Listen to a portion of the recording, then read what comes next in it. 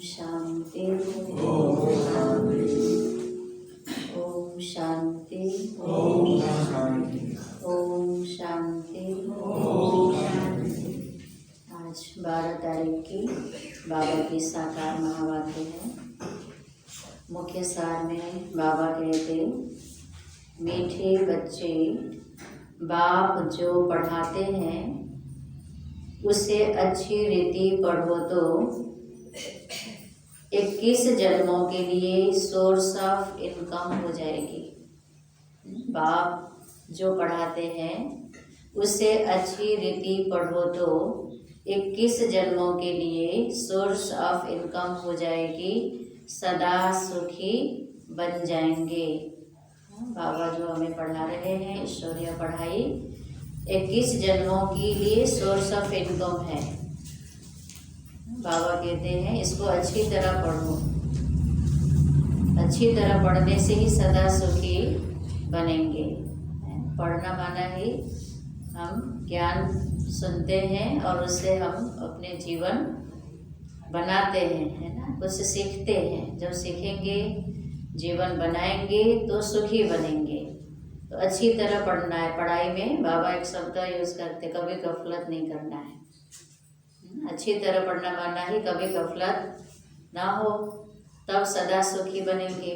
प्रश्न है, तुम बच्चों के अतीन्द्रिय सुख का गायन क्यों है? तुम बच्चों के अतीन्द्रिय सुख का गायन क्यों है? बाबा कहते हैं ना, भक्ति मार्ग में है, गोप गोपियों ने अतीन्द्रिय सुख का अनुभव किया। अतीन्द्रिय सुख में वो रहते थे।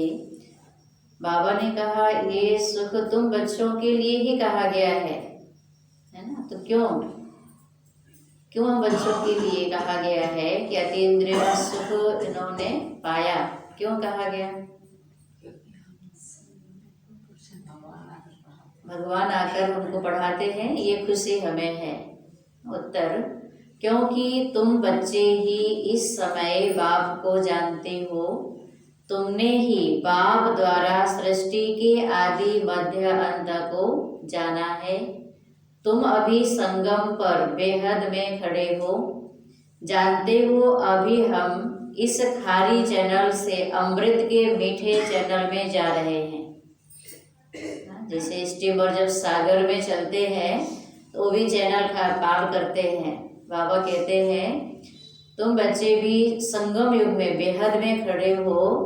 इस खारी चैनल माना ये दुनिया जो दुख की दुनिया, पतित दुनिया है, इसको पार कर अमृत के मीठे चैनल में अर्थात सुख की सतयुगी पावन दुनिया में जा रहे हैं। जहाँ जो मीठी दुनिया है, प्यारी दुनिया है, सुख की दुनिया है, और ये है दुख की दुनिया, पतित दुनिया, है ना। इससे हम वहाँ जा रहे हैं। हमें स्वयं भगवान पढ़ा रहे हैं। भगवान हमें पढ़ा रहे हैं और भगवान हमारे लिए मीठे चैनल, मीठी दुनिया बना रहे हैं। तो हमें ये खुशी है, भगवान पढ़ा रहे हैं। ऐसी खुशी ब्राह्मणों को ही रहती है। इसलिए अतीन्द्रिय सुख तुम्हारा ही गाया हुआ है ना। एक तरफ है दुख की दुनिया और बीच में हम खड़े हैं और हम जा रहे हैं सतयुगी सुख की दुनिया के तरफ। इसलिए हमें क्या है, अतीन्द्रिय सुख का अनुभव है ना। इसीलिए गायन भी बाबा कहते तुम्हारा ही गायन है। ओम शांति। रूहानी बेहद का बाप रूहानी बेहद के बच्चों प्रति समझा रहे हैं, यानी अपनी मत दे रहे हैं। यह तो जरूर समझते हो कि हम जीव आत्माएं हैं, परंतु निश्चय तो अपने को आत्मा करना है ना। हम हैं जीव आत्मा, लेकिन अपने को क्या निश्चय करना है? आत्मा माना ही अशरीरी आत्मा, जीव आत्मा माना ही शरीर सहित आत्मा, है ना। और केवल आत्मा है माना विदेही, अशरीरी। यहाँ कोई हम नया स्कूल नहीं पढ़ते हैं, हम हर 5000 वर्ष बाद पढ़ते आते हैं। बाबा कहते नया नहीं है, हर 5000 वर्ष के बाद अर्थात कल्प कल्प ये पढ़ते आते हैं। बाबा पूछते हैं ना, आगे कभी पढ़ने आए हो? बाबा साकार में थे, मधुबन में मिलने जाते थे बाप दादा से, तो बाबा जो नए नए पहली बार मधुबन पहुंचे उनसे पूछ लेते थे, बच्चे आगे कभी मिले हो, पढ़ने आए हो? तो बच्चे क्या कहते हैं? तो सब कहते हैं हम हर 5000 वर्ष बाद पुरुषोत्तम संगम युग में बाबा के पास आते हैं। और कोई कह देता था कि नहीं बाबा पहली बार आए हैं, तो बाबा समझते थे कि ये बच्चा अभी ज्ञान समझा नहीं, जाना नहीं है, या फिर बाबा कहते थे बहनों ने ठीक से बताया नहीं है, समझाया नहीं है। बाबा कहते, बच्चे सभी कहते हैं हम 5000 वर्ष के बाद आए हैं, अर्थात पहले भी आए थे। यह तो याद होगा ना कि ये भी भूल जाते हो? स्टूडेंट को स्कूल तो जरूर याद आएगा ना। एम ऑब्जेक्ट तो एक ही है। जो भी बच्चे बनते हैं, फिर 2 दिन का बच्चा हो या पुराना हो, परंतु एम ऑब्जेक्ट एक है। तो नए को भी पुराने को भी अपना लक्ष्य और अपनी पढ़ाई और टीचर तो याद रहता ही है ना। स्कूल जाने से ही याद होता है टीचर, अपना लक्ष्य, फिर धीरे धीरे पढ़ाई। एम ऑब्जेक्ट एक ही है, चाहे नए बच्चे हैं चाहे पुराने हैं। बाबा ने कहा चाहे एक ही महीने की क्यों ना हो, एक ही दिन का क्यों ना हो, सबका लक्ष्य एक है, यानी कि सबको ही एक लक्ष्य याद रखना है। कोई को भी घाटा नहीं हो सकता, पढ़ाई में इनकम है। बाद में आए, लेट से आए, फिर भी घाटा नहीं हो सकता। बाबा कहते इस पढ़ाई में इनकम है। वह भी ग्रंथ बैठकर पढ़ते हैं तो कमाई होती है। झट शरीर निर्वाह निकल आएगा। साधु बना, 1-2 को शास्त्र बैठ सुनाया, इनकम हो जाएगी। अभी यह सब सोर्स ऑफ इनकम है। हर एक बात में इनकम चाहिए ना, है ना, कमाई चाहिए ना, फायदा चाहिए ना। जो हम कर रहे हैं इनकम माना कोई प्राप्ति, कमाई तो चाहिए होती है ना। बाबा ने कहा इस ज्ञान तो, ये ज्ञान, ये पढ़ाई तो सोर्स ऑफ इनकम है। भक्ति मार्ग में भी कोई ग्रंथ सुनाते हैं तो कमाई होती है। जैसे बाबा ने अभी कुछ दिन पहले की मुरली में बताया था कि भक्ति मार्ग में तो शिष्य अपने गुरु को सोने हीरे से भी वजन कर देते हैं, इतना देते हैं गुरुओं को। क्यों? क्योंकि उनका भाव है, इतनी भावना है कि गुरु ने ज्ञान दिया। भले वो ज्ञान शास्त्रों का है ना, शास्त्र पढ़ करके याद करके फिर सुना देते हैं, है कि नहीं। चाहे तो शास्त्रों से ही पढ़ ले, सुन ले, सीख ले, लेकिन गुरु सुनाता है तो गुरु का कितना मान करते हैं। तो बाबा ने कहा इनकम उस गुरु की, है ना, शिष्य के ऊपर है। कोई क्या करता है, कोई क्या करता है, और वो तो अल्पकाल के लिए है। बाबा ने कहा था वो सब तो ये खत्म हो जाएगा, और बाबा तुम्हें 21 जन्मों के लिए माला माल कर देते हैं। 21 जन्मों के लिए बाबा तुम बच्चों को सुख संपन्नता दे देते हैं। तो ये सोर्स ऑफ इनकम है पढ़ाई। ऐसे तो हर बात में इनकम चाहिए, प्राप्ति चाहिए, है ना। भक्ति मार्ग में भी प्राप्ति के लिए ही भक्ति करते हैं। तो ज्ञान मनेश्वरीय पढ़ाई तो हम यूं ही नहीं पढ़ रहे हैं, हमें भी क्या है, बुद्धि में लक्ष्य है ना। ईश्वरीय पढ़ाई पढ़ते हैं तो लक्ष्य है बुद्धि में। हर बात में इनकम चाहिए ना। पैसे हैं तो कहाँ भी घूम फिर आओ। तुम बच्चे जानते हो बाबा हमको बहुत अच्छी पढ़ाई पढ़ाते हैं जिससे 21 जन्मों की इनकम मिलती है। यह इनकम ऐसी है जो हम सदा सुखी बन जाएंगे, कभी बीमार नहीं होंगे, कभी बीमार नहीं होंगे, सदा अमर रहेंगे। बाबा ऐसी इनकम, ऐसी कमाई पढ़ाते कराते हैं, सदा सुखी, न कभी बीमार होंगे, न अकाल मृत्यु होगी। यह निश्चय करना होता है, अपने अंदर ये निश्चय करना है कि बाबा हमें ऐसा बना रहे हैं। ऐसे ऐसे निश्चय रखने से तुमको उल्लास आएगा, ठीक है। उमंग, खुशी कब आएगा? जब ऐसे ऐसे बात पर निश्चय होगा, सोचते रहेंगे। नहीं तो कोई ना कोई बात में गुटका आता रहेगा। गुटका माना व्यर्थ संकल्पों का गुटका, व्यर्थ सोचेंगे, उसी के अनुभव में रहेंगे, है ना। ज्ञान के बाद सोचो तो उमंग में रहेंगे, उल्लास आएगा। अंदर में सिमरण करना चाहिए, हम बेहद के बाप से पढ़ रहे हैं। भगवान वाच, यह तो गीता है, गीता का भी युग आता है ना, कल्पों में गीता का भी एक युग आता है ना, वह है पुरुषोत्तम संगम युग। सिर्फ भूल गए हैं कौन सा युग था, इसलिए कह देते हैं द्वापर युग में सुनाया गीता का ज्ञान। यह है 5वां युग, गीता का युग तो है 5वां युग। यह संगम बहुत छोटा है, वास्तव में चौथाई भी नहीं कहेंगे, परसेंटेज लगा सकते हैं, सो भी आगे चल बाप बतलाते रहेंगे। कितना छोटा संगम युग है, चौथाई भी नहीं है कल्प का, है ना, एक युग का भी चौथाई नहीं है, बहुत छोटा सा युग है। तो ये इस छोटे से युग का महत्व कितना है ना। सब आत्माएं पावन बनती हैं, मुक्ति जीवन मुक्ति को प्राप्त करती हैं, भगवान आकर नई दुनिया बनाते हैं। सो तो आगे चल बाप बतलाते रहेंगे, कुछ तो बाप के बतलाने की भी नुद है ना। तुम सभी आत्माओं में ड्रामा पार्ट की नोद है जो रिपीट हो रही है। तुम जो सीखते हो वह भी रिपीटेशन है ना। रिपीटेशन के राज का तुम बच्चों को मालूम हुआ है। जो बाबा से पढ़ते हैं सुनते हैं, ये भी रिपीट हो रहा है ना। कल्प पहले भी हमने पढ़ा था, रिपीटेशन है ये भी ड्रामा की। कदम कदम पर पार्ट बदलता जा रहा है, एक सेकेंड न मिले दूसरे सेकेंड से। ड्रामा का एक एक सेकेंड बीत रहा है, नित्य नया है, एक दूसरे से नहीं मिलता है ना, परिवर्तन की ओर जा रहा है ना। यूं जो मिसल टिक टिक चलती रहती है, माना धीमे धीमे इतना धीरे चलती है, नित्य नया है, परिवर्तन हो रहा है, सेकंड सेकंड पता भी नहीं चलता।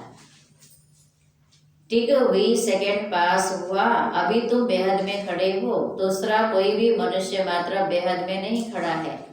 बेहद में खड़ा माना आदि मध्य अंत का ज्ञान बुद्धि में है, आगे को भी जानते हैं, पास्ट को भी जानते हैं, है ना, फ्यूचर के वो भी जानते, बीच में है।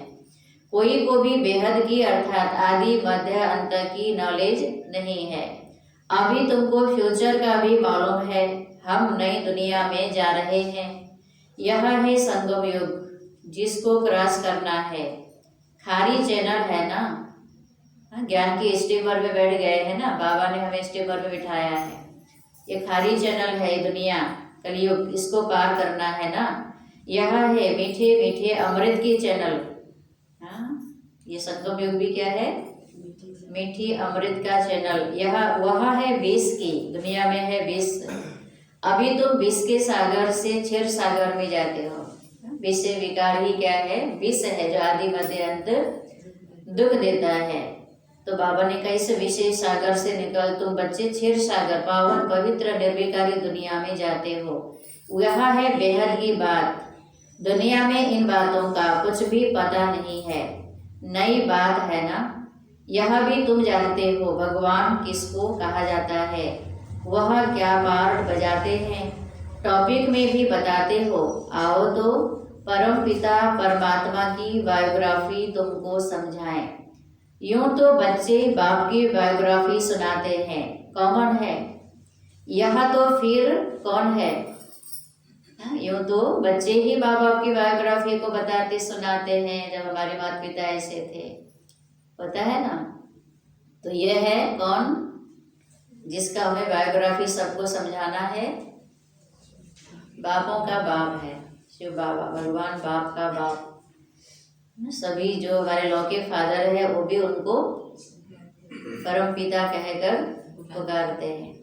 तुम्हारे में भी नंबरवार पुरुषार्थ अनुसार जानते हैं। अब तुमको यथार्थ रीति बाप का परिचय देना है। तुमको भी बाप ने दिया है तब तो समझाते हो। बाबा ने परिचय न दिया होता तो हम भी और लोग की तरह ही होते, जानते ही नहीं, फिर समझाते क्या। और कोई बेहद के बाप को जान न सके, तुम भी संगम पर जानते हो। मनुष्य मात्र देवता हो वासुद्र हो, पुण्यात्मा हो पापात्मा हो, कोई भी नहीं जानते परमात्मा को। सिर्फ तुम ब्राह्मण जो संगम युग पर हो तुम ही जान रहे हो। तो तुम बच्चों को कितनी खुशी होनी चाहिए। तब तो गायन भी है, अतीन्द्रिय सुख पूछना हो तो गोप गोपियों से पूछो। बाबा बाप भी है, टीचर सतगुरु भी है, सुप्रीम अक्षर तो जरूर डालना है। बाप के आगे सुप्रीम भी अक्षर लिखना है। सुप्रीम बाप है, सुप्रीम माना ही हुआ ऊंचे ते ऊंचा, है ना। टीचर भी सुप्रीम है, सतगुरु भी सुप्रीम है। कभी कभी बच्चे भूल जाते हैं, यह सब बातें बच्चों की बुद्धि में रहनी चाहिए। शिव बाबा की महिमा में यह अक्षर जरूर डालना है, सिवाय तुम्हारे और तो कोई जानते ही नहीं। तुम समझा सकते हो तो गोया तुम्हारी विजय हुई ना। तुम जानते हो बेहद का बाप सर्व का शिक्षक, सर्व का सदगति दाता है। बाप परम पिता परम शिक्षक भी है और सदगति दाता भी। बेहद का सुख, बेहद का ज्ञान देने वाला है, फिर भी ऐसे बाप को भूल जाते हो। माया कितनी समर्थ है। योग माना ही क्या है? संकल्प बाप के प्रति समर्पित हो, यही योग है ना। तो बाबा कहते हैं चलते फिरते उठते बैठते हमारा हर संकल्प क्या होना चाहिए? बाबा के प्रति, है कि नहीं। लेकिन माया कितनी प्रबल है, जिनसे हमारा संबंध बन गया, जिसको हमने अपना लिया उसको भी भुलाती रहती है। ईश्वर को तो समर्थ कहते हैं, परंतु माया भी कम नहीं है। बाबा बच्चों को दोष नहीं देते हैं, भूलते तो हम खुद ही है ना बाबा को बार बार। तुम बच्चे अभी एक्यूरेट जानते हो, इनका तो नाम ही रखा है रावण। माया माना रावण, रावण को दिखाते ना 10, एक भी नहीं 10 से था। एक सिर को काटने से भी, एक बार काटने से भी नहीं हुआ, है कि नहीं। 10 बार 10 सिर फिर भी काटते थे, फिर आगे लग जाता था, जुट जाता था। तो बाबा कहते माया ऐसा ही है, रावण माया है ना। आज हम एक रूप से माया को जीत लेते हैं, समझते हैं, दूसरे नए रूप में आ जाती है। तो राम राज्य और रावण राज्य, इस पर भी एक्यूरेट समझाना चाहिए। राम राज्य है तो जरूर रावण राज्य भी है। सदैव राम राज्य तो हो न सके। राम राज्य श्री कृष्ण का राज्य कौन स्थापन करते हैं, यह बेहद का बाप बैठ समझाते हैं। तुमको भारत खंड की बहुत महिमा करनी चाहिए, बाबा की और भारत की भी महिमा करनी चाहिए। भारत सचखंड था, कितनी महिमा थी, बनाने वाला बाप ही है। तुम्हारा बाप के साथ कितना लव है, एव ऑब्जेक्ट बुद्धि में है, यह भी जानते हो। हम स्टूडेंट को अपनी पढ़ाई का नशा होना चाहिए। हम स्टूडेंट हैं, पहले तो ये स्मृति रहना चाहिए। नशा भी स्मृति से ही होता है, स्मृति न रहने से नशा नहीं चढ़ता। बाबा कहते पढ़ाई का नशा होना चाहिए, कैरेक्टर का भी ख्याल होना चाहिए।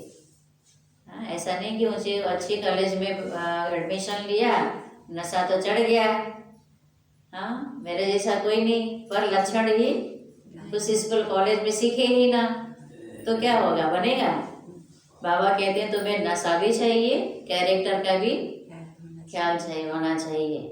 विवेक कहता है जबकि गॉडली पढ़ाई है तो उसमें एक दिन भी मिस नहीं करना चाहिए। भगवान पढ़ाते हैं तो विवेक क्या कहेगा, मिस करना चाहिए, एक दिन भी मिस नहीं करना चाहिए। अब तो किसी का मिस नहीं होता होगा मुरली, जब टीवी पर मोबाइल में कहीं भी है तो भी बिल सब मोबाइल साथ में है तो मुरली साथ में है, एक प्रकार से है ना। मोबाइल तो कोई छोड़ते नहीं, पहले मुरली भी ऐसे नहीं छोड़ते थे। अभी भी कई भाई बहन ऐसे हैं, मुरली हमेशा उनके बैग में रहता है, पड़ा रहता है, पॉकेट में पड़ा रहता है, कुछ ना कुछ या तो डायरी में नोट लिखा हुआ पड़ा रहता है। फिर कभी कभी बीच में तो टाइम मिलता ही है ना, तो उसको उठा के देख लेते हैं, पलट करके पढ़ लेते हैं। तो ऐसा करने से क्या होता है, स्मृति स्वरूप रहेंगे। जो स्मृति स्वरूप बनने का पुरुषार्थ बाबा कहते हैं करो। स्मृति से ही नशा चढ़ेगा, स्मृति से ही स्थिति बनेगी, स्मृति से ही सामर्थ्य आएगा। तो इसके लिए हमें बार बार तो क्या करना पड़ेगा, मुरली पढ़ना तो पड़ेगा ना। तो बाबा कहते हैं भगवान पढ़ाते हैं जरूर जो बार बार मुरली साथ में रखते पढ़ते उनको नशा भी होता है, भगवान पढ़ाते हैं, नशा है तो ये जरूर करेंगे ना। बाबा ने कहा एक दिन मिस भी नहीं करना चाहिए और टीचर के आने बाद लेट भी नहीं पहुंचना चाहिए। अब प्रश्न है कि हम कब माने टीचर आना? दीदी यहाँ तो निमित्त है, टीचर तो बाबा है। कब माने कि बाबा आया क्लास में और अब उसके पहले पहुंचना चाहिए? नहीं, टीचर आया, टीचर से पहले पहुंचना चाहिए। यहाँ तो हर बात सूक्ष्म है, गुप्त है, तो कब मानना चाहिए? हमें किस टाइम क्लास में आना चाहिए? बाबा तो हमेशा हमारे साथ है, हमेशा हम याद करते हैं, परंतु जहाँ क्लास की बात आती है, बाबा ने कहा टीचर से पहले क्लास में आना चाहिए। जैसे रेगुलर करना है, मिस नहीं करना है, वैसे ही आना है तो क्लास में आने का भी एक नियम है। बाबा ने कहा टीचर से पहले, टीचर से लेट नहीं आना चाहिए। क्या माने फिर? कब आना चाहिए आप लोग बताएंगे? टीचर से माना कौन टीचर? शिव बाबा टीचर की निमित्त टीचर, या क्या मानेंगे? निमित्त टीचर को भी ना देखें। हमारा जब क्लास का टाइम किसने रखा है, बना दिनचर्या हमको किसने बना के दी है? बाबा ने। तो जो टाइम माना, भले निमित्त टीचर पहुंचे ना पहुंचे, क्या पता निमित्त दे दिया कभी, मानो गुरुवार को ही, बहुत से लोग गुरुवार को ही अभी आ रहे हैं, सेवा में बिजी है, पहुंचे नहीं है, लेट हुआ है, तो उनको देखेंगे? गुरुवार में तो वो भी बनाने में सारे बहने ऊपर रह जाते हैं, ठीक है नहीं? प्रैक्टिकली बात अगर देखे तो निमित्त को भी बाबा कहते इसलिए ना देखो। हमें एक एक चीज सिखा रहा है, समझा रहा है कौन? बाबा। बाबा ने जो टाइम रखा है क्लास का, सुबह का आधा घंटा योग फिर मुरली, ये है टाइम से आना। योग पूरा हो गया, मुरली के टाइम आना, ये क्या हुआ? लेट आना। तो टाइम कहीं 6:30 का हो सकता है, कहीं 7 का हो सकता है, अपनी सुविधा अनुसार कहीं 6 का हो सकता है, वो अलग बात है, पर आधा घंटा योग फिर मुरली, ये है टीचर से पहले आना, है कि नहीं? ये जरूरी है, योग में आना, फिर मुरली सुनना, लेट नहीं पहुंचना चाहिए। टीचर के बाद आना, ये भी एक इंसल्ट है। क्लास में टाइम से ना आना भी टीचर का इंसल्ट है। स्कूल में भी पिछाड़ी में आते हैं तो उनको टीचर बाहर में खड़ा कर देते हैं। लेट क्लास में आने वाले स्टूडेंट को टीचर क्या करते हैं? किसी के साथ ऐसा हुआ है लौकिक में? जी नहीं हुआ? हुआ है। तो याद करिए वो दिन, बाबा कहते हैं ना बच्चे समझो अपने को, स्टूडेंट समझो, तो अभी हम वही हैं, स्टूडेंट हैं अभी भी, है कि नहीं? अच्छा, बाबा अपने छोटेपन का मिसाल भी बताते हैं। हमारा टीचर तो बहुत सख्त था, अंदर आने भी नहीं देता था। लेट वाले स्टूडेंट, कोई टीचर के ऊपर भी होता है, कोई टीचर उसमें एक्शन ले लेते, सजा देते हैं स्टूडेंट को ताकि सुधारने के लिए, कई स्टूडेंट फिर छोड़ देते हैं, फिर टीचर भी स्टूडेंट भी डर रहने से भी कई लोग सुधरते हैं, डर नहीं रहता तो नहीं सुधरते, तो कई तो डर से भी सुधर जाते हैं ना। तो कोई टीचर फिर सजा नहीं भी देते हैं, लेकिन बाबा ने अपने लौकिक जीवन का उदाहरण बताया। हमारा जो स्कूल का टीचर था बहुत सख्त था, लेट आने वाले स्टूडेंट को क्लास में आने भी नहीं देता था। यहाँ तो बहुत हैं जो देरी से आते हैं, फिर बाबा यहाँ पर आ रहे हैं, क्लास में बहुत देरी से आते। सर्विस करने वाला सपूत बच्चा जरूर बाप को प्यारा लगता है ना? अभी तुम समझते हो आदि सनातन देवी देवता धर्म तो यह था ना, है ना, जो बाबा स्थापन कर रहे हैं। इनका धर्म कब स्थापन हुआ जरा भी किसकी बुद्धि में नहीं है। तुम्हारी बुद्धि से भी घड़ी घड़ी खिसक जाता है। क्या खिसक जाता है? कि आदि सनातन है देवी देवता धर्म, इसकी स्थापना शिव बाबा ब्रह्मा द्वारा कर रहे हैं, करते हैं और कर रहे हैं, ये नहीं पता है, और पता है और भूल जाते हैं बच्चे, बाहर वालों को पता भी नहीं है। तुम अभी देवी देवता बनने के लिए पुरुषार्थ कर रहे हो। कौन पढ़ा रहे हैं? खुद परमपिता परमात्मा, स्वयं परमात्मा। तुम समझते हो हमारा यह ब्राह्मण कुल है। ब्राह्मण कुल अर्थात ही ऊंचा कुल है, डिनाइस्टी नहीं होती है ब्राह्मणों की, यह है सर्वोत्तम ब्राह्मण कुल। बाप भी सर्वोत्तम है ना, ऊंचते ऊंचे है तो जरूर उनकी आमदनी भी ऊंची होगी। उनको ही श्री श्री कहते हैं। बाप ऊंचते ऊंचे है तो उनसे जो प्राप्ति होती वो भी ऊंची है। वह है श्रेष्ठ अति श्रेष्ठ, तुमको भी श्रेष्ठ बनाते हैं। तुम बच्चे ही जानते हो कि हमको श्रेष्ठ बनाने वाला कौन है, और कुछ भी नहीं समझते। तुम कहेंगे हमारा बाप भी है, टीचर भी है, सतगुरु भी है, पढ़ा रहे हैं। हम आत्माएं हैं, हम आत्माओं को बाप ने स्मृति दिलाई है, तुम हमारी संतान हो। ब्रदरहुड है ना, कहते हैं हिंदू मुस्लिम सब आपस में भाई भाई है। तो बाबा कहते हैं कि भाई समझो अपने को, आत्मा आत्मा। दुनिया में भी कहते थे हिंदू मुस्लिम सिख ईसाई सब भाई भाई है। तो आत्मा समझो, भाई समझो। बाप को याद भी करते हैं, समझते हैं वह निराकारी बाप है, तो जरूर आत्मा को भी निराकारी ही कहेंगे। आत्मा ही एक शरीर छोड़ दूसरा लेती है, फिर पार्ट बजाती है। मनुष्य फिर आत्मा के बदले अपने को शरीर समझ लेते हैं।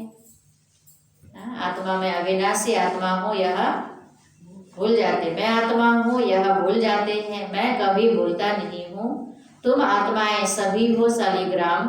मैं हूँ परम पिता माना परम आत्मा, उनके ऊपर कोई दूसरा नाम नहीं है, न उनके ऊपर कोई है न कोई नाम है शिव बाबा का अपना दूसरा। उस परम आत्मा का नाम है शिव। हो तुम भी ऐसे ही आत्मा, परंतु तुम सब शालिग्राम हो। शिव के मंदिर में जाते हो, वहाँ भी शालिग्राम बहुत रखते हैं, छोटे छोटे शालिग्राम शिवलिंग के आकार के बहुत होते हैं। शिव की पूजा करते हैं तो शालिग्राम की भी साथ में करते हैं ना। तब बाबा ने समझाया था कि तुम्हारी आत्मा और शरीर दोनों की पूजा होती है, हमारी तो सिर्फ आत्मा की ही होती है, शरीर है नहीं। तुम कितना ऊंच बनते हो, बाबा को तो खुशी होती है ना। बाप गरीब होता है, बच्चे पढ़कर कितना चढ़ जाते, क्या से क्या बन जाते हैं, है ना। बाप गरीब होता है और बच्चे पढ़कर आईएएस भी बन जाते, पीसीएस भी बन जाते हैं। बाप भी जानते हैं तुम कितने ऊंचे थे। बाबा तो स्वर्ग का मालिक नहीं बनता, इसलिए बाबा कहते तुम कितने उच्च विश्व के मालिक थे, अब कितने आरफन बन गए हो, बाप वो ही नहीं जानते। अभी तुम बाप के बने हो तो सारे विश्व के मालिक बन जाते हो। बाप कहते हैं मुझे कहते ही हो हेवनली गॉड फादर। यह भी तुम जानते हो अभी स्वर्ग की स्थापना हो रही है, वहाँ क्या क्या होगा यह सिवाय तुम्हारे और कोई की बुद्धि में नहीं है। स्वर्ग में क्या क्या होगा बाबा कहते तुम्हारी बुद्धि में है और किसी की बुद्धि में भी नहीं है। तुम्हारी बुद्धि में है कि हम विश्व के मालिक थे, जब स्वर्ग था तो हम ही विश्व के मालिक थे, अब बन रहे हैं। प्रजा भी ऐसे कहेगी ना हम मालिक हैं। यह बातें तुम बच्चों की ही बुद्धि में है तो खुशी रहनी चाहिए ना। विश्व के मालिक, पूरा विश्व स्वर्ग होगा और हम वहाँ होंगे, इसकी खुशी होनी चाहिए ना। यह बातें सुनकर फिर दूसरों को सुनानी है, इसलिए सेंटर व म्यूजियम बोलते रहते हैं, क्योंकि बाबा तो सब आत्माओं का है ना, सदगति दाता। तो बाबा का कार्य चल रहा है सेंटर से, तो जहाँ तहाँ सेंटर बाबा खोलने के लिए क्यों कहते हैं म्यूजियम, क्योंकि सब आत्माओं को बाबा का ये परिचय संदेश तो मिले कि सतयुगी दुनिया की स्थापना हो रही है। जो कल्प पहले हुआ था वो ही होता रहेगा। म्यूजियम सेंटर्स आदि के लिए तुमको बहुत ऑफर करेंगे, फिर बहुत निकल पड़ेंगे। जितने भी सेंटर खोले हैं सब ऑफर पर ही खुले हैं। वहाँ खुद वहाँ के लोकल लोगों ने ही निमंत्रण दिया है ना। पहले हेडक्वार्टर था, फिर बड़े बड़े जगह खुले, फिर छोटे छोटे जगह। बड़े जगह के द्वारा लोगों को संदेश मिला, छोटी जगह के जो भी हैं उन्होंने फिर कहा हमारे यहाँ भी होना चाहिए, भले हमारी जगह एरिया छोटा है तो क्या। तो बाबा कहते आगे ऑफर मिलेंगे। तो बाबा ने जो कहा था वो तो प्रैक्टिकल हुआ ना। कितने ऑफर आए सेंटर खोलने के, अभी भी आते रहते हैं। सबकी हड्डियां नरम होती जाती हैं। हड्डी नरम आना जो ज्ञान का एक ईगो है ना शास्त्र का, वो भी क्या हो जाएगा, खत्म हो जाएगा। है सारी दुनिया की अब तुम हड्डियां नरम करते जाते हो। जो बुद्धि का अभिमान है ज्ञान का वो नरम खत्म हो जाएगा जब ज्ञान सुनेंगे, वो भी समय आएगा। तुम्हारे योग में ताकत कितनी जबरदस्त है। बाप कहते हैं तुम्हारे में ताकत बहुत है, तुम्हारे योग में बहुत ताकत है, क्योंकि उस सर्वशक्तिवान से हमारा योग है, तो क्या योग में ताकत नहीं होगा? कितनी ताकत है। भोजन तुम योग में रहकर बनाओ खिलाओ तो बुद्धि इस तरफ खींचेगी, इस तरफ माना बाबा के तरफ, ज्ञान के तरफ खींचेगी। भक्ति मार्ग में तो गुरुओं का झूठा भी खाते हैं। भावना देखो, प्रसाद का गुरु का कितना मान है। भक्ति में तो इतनी बस श्रद्धा होती है कि गुरु का झूठा भी खाते हैं। तुम बच्चे समझते हो भक्ति मार्ग का विस्तार तो बहुत है, उनका वर्णन नहीं कर सकते। यह बीज वह झाड़ है, बीज का वर्णन कर सकते हैं। बाकी कोई को बोलो पेड़ के पत्ते गिनती करो तो कर नहीं सकेंगे। वैसे भक्ति का भी विस्तार मत मतांतर के कारण विस्तार बहुत है। अथाह पत्ते होते हैं, जैसे झाड़ के पत्ते नहीं गिन सकते, बाबा कह रहे भक्ति का विस्तार का वर्णन भी नहीं हो सकता। बीज में पत्ते की निशानी दिखाई नहीं पड़ती है, ओंडर है ना, उसी बीज से पूरा पेड़ फल फूल निकलता, पर उस बीज में उसका निशानी तो कुछ फूल फल का होता ही नहीं, पत्ते का कुछ भी नहीं होता, वंडर है ना। इनको भी कुदरत कहेंगे। जीव जंतु कितने वंडरफुल है, अनेक प्रकार के कीड़े हैं, कैसे पैदा होते हैं, बहुत वंडरफुल ड्रामा है। देखिए ड्रामा के बारे में सोचो, सृष्टि का, प्रकृति के बारे में। प्रकृति भी तो ड्रामा के अंदर ही है ना, प्रकृति पुरुष परमात्मा का ड्रामा है ना, तो कितना वंडरफुल ड्रामा है। प्रकृति भी कितने अजूब है ना, वंडरफुल है। जैसे बाबा ने कहा देखो बीज से इतना बड़ा वृक्ष होता, पत्ते निकलते, फूल फल आता, और बीज में तो कुछ पता ही नहीं चलता है कि इसमें कुछ निशानी तो होते ही नहीं है। मैंने जो आम का बीज पता चलता है कि इसमें क्या निकलने वाला होगा, जिसने नहीं देखा होगा बीज से समझेगा कि क्या चीज का है, मिर्च का है, कोई भी है, कैसा है, बीज में तो कुछ पता ही नहीं चलता है। लेकिन वही वंडरफुल ड्रामा, हर एक चीज वंडरफुल है। जीव जंतु कितने वंडरफुल है ना, कितने प्रकार के जीव जंतु है। इसको कहा जाता है नेचर। यह भी बना बनाया खेल है। सतयुग में क्या क्या देखेंगे, वह भी नई चीजें ही होंगी। एवरीथिंग न्यू होता है सतयुग में, हर चीज नया होता है। मोर के लिए तो बाबा ने समझाया है, उनको भारत का नेशनल बर्ड कहते हैं, क्योंकि श्री कृष्ण के मुकुट में मोर का पंख दिखाते हैं। मोर और डेल खूबसूरत भी होते हैं, गर्भ भी आंसू से होता है, इसलिए नेशनल बर्ड कहते हैं। पवित्र है इसलिए मान रखते हैं। ऐसे खूबसूरत पंछी बिलायत के तरफ भी होते हैं। तो नेचर के बारे में बाबा ने थोड़ा बताया। देखो नेचर भी कितना वंडरफुल है, पंछी भी कितने प्रकार के हैं। मोर ही देखो, उसकी खूबसूरती, उसके पंख कितने खूबसूरत है, कितना नेचर में भी कितनी ब्यूटीफुल चीजें हैं, है ना। अब तुम बच्चों को सृष्टि के आदि मध्य अंत का राज समझाया है, जो कोई नहीं जानते। बोलो हम आपको परमपिता परमात्मा की बायोग्राफी बताते हैं। रचता है तो जरूर उनकी रचना भी होगी, परमात्मा रचता है तो उनकी रचना भी होगी। उनकी हिस्ट्री ज्योग्राफी हम जानते हैं। उचते उच्च बेहद के बाप का क्या पार्ट है यह हम जानते हैं। दुनिया तो कुछ भी नहीं जानती, यानी दुनिया ही नहीं जानती कि निराकार परमात्मा कलयुग के अंत में साकार प्रजापिता ब्रह्मा के तन में आकर ज्ञान देते हैं, पावन बनाने के लिए योग सिखाते हैं। यह बहुत ही दुनिया है। इस समय खूबसूरती में भी मुसीबत है, खूबसूरत होने में भी मुसीबत है। बच्चियों को देखो कैसे कैसे भगाते रहते हैं। देहाभिमान कितना है कि नहीं। कोई सुंदरता देखने से ही दिल में चाह उत्पन्न हो जाती है। सुंदर चीज, सुंदर व्यक्ति, सुंदर लड़के हमारे पास हो, कैसे भी हो, क्या क्या करते रहते हैं। इसलिए बाबा कहती है दुनिया कितनी गंदी देह अभिमानी बन गई है। तुम बच्चों को इस बेकारी दुनिया से तो नफरत होनी चाहिए। यह छी दुनिया, छी शरीर है।